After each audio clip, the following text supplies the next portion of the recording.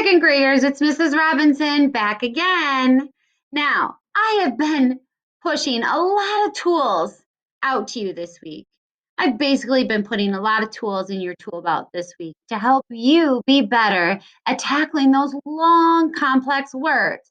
Because I know when I read with you, and I even read with third graders, fourth graders, fifth graders, they say, I can't figure that word out. That word's too hard. And sometimes they just skip it. But I'm giving you the tools so you could make it much easier. You could figure it out. But today, guess what we're going to do? We're going to flip things around. We've been looking at tools and how to read those words. But today, I'm going to ask you to use some new tools to spell these long words. So today, I have a picture for you. Oh, you said it right away. Superman. Okay, now, do you remember a few weeks ago when I taught you that cool trick about how to figure out how many syllables? All right, ready? Superman, Superman, Superman. So I hear 3 syllables, Superman. So there's 3 syllables or 3 parts to the word to when I hear Superman, right? So there's 3 parts. Superman. Superman. Now, what do you hear right away? What parts do you hear right away? Superman. Let's start at the beginning. Sue. Ooh. Per. Now, what says Do we just put an R or ER? It's like an ending. Super. Now, man. Oh, that's an easy one. MAN. Superman. Now, in order to spell the word, what I had to do was first break it into the syllables that I hear, the number of chunks that I hear. Then I went through and I figured out what each part or each syllable, how to spell each syllable, right? Sounds pretty easy. But that's exactly what you have to do when you're trying to spell those tough multisyllabic words. It's the same thing we do when we're trying to read the word Superman, right? We look for where we're going to divide our word up. Superman. We break it into 3 parts. Superman. We break it into our 3 syllables, and then we crash those syllables back together. So do you see how reading and writing, they go hand in hand. They're the same thing. So what we have to do is first, we have to record each syllable. So figure out how many syllables there are in the word. And we have to use big parts of the word instead of going Superman, ooh,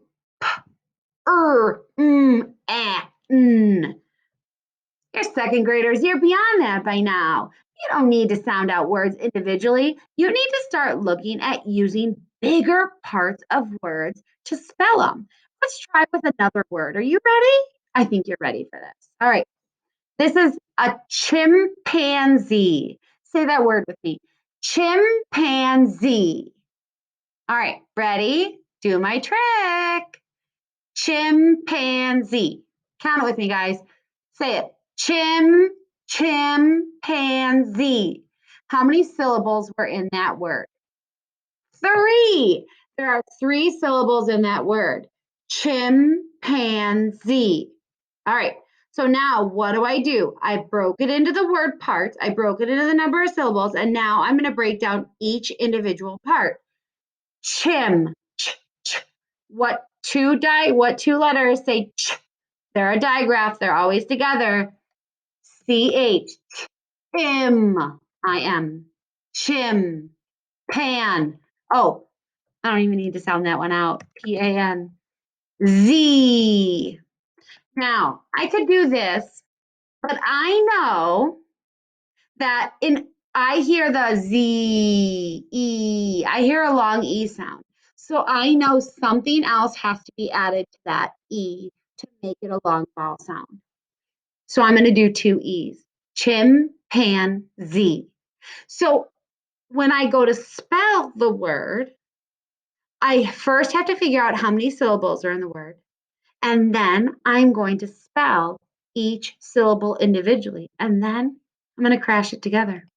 Chim, pan, Z. You know what else, second graders, that I notice? Is there a vowel in every single box? There is. Guess what? Every single box, every single syllable needs to always have a vowel in it. That's another rule, but that's for later. But that's just a tip I'm going to teach you today. So the same thing we do when we're reading the word like chimpanzee, and we've been doing so much work on, we break it apart into parts. Do we ever break up our digraph? No. Consonant, vowel, consonant, consonant. So we would break it up in between the M and the P. Okay? Consonant, vowel, consonant, consonant. So we'd break up the N and the Z. And now we have our three parts. Chim, pan, Z. Now, why does this say Z and not Z? Because it's an open syllable. There's nothing that's making it closed. So do you see how we're using all these rules we've been practicing to spell words, to read words, all to make you better readers and writers? Let's read one more together. This is a picture of an apartment. Say the word apartment. Ready? Apartment. Apartment. How many syllables do you hear, friends? Apartment. I hear 3 syllables. You're right. So there's 3 syllables or 3 parts to this word. Now, let's start with the first one.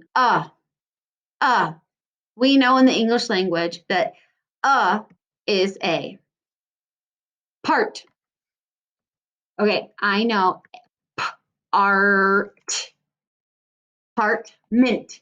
Now we know the ending of a word, M-E-N-T, says mint. Apartment. Apartment. Is there a vowel in every box? Check. Yes, there is. Now, what we do is we look at it and we're going to check and make sure when we read it that it's the right way. So where are we going to break it apart? Apartment. And then you crash them back together. Now, second graders, did you notice how I didn't just say p, r, t, and hear every single sound? I recorded syllables. I want you to be listening for syllables or word parts. And did you notice how I use big parts of words? Not little itty bitty letters or sounds. I use parts. That's what I'm going to challenge you to do today in your boom deck. I'm going to be challenging you to apply these same skills today. I hope you're ready for the challenge, second graders. Have a great day.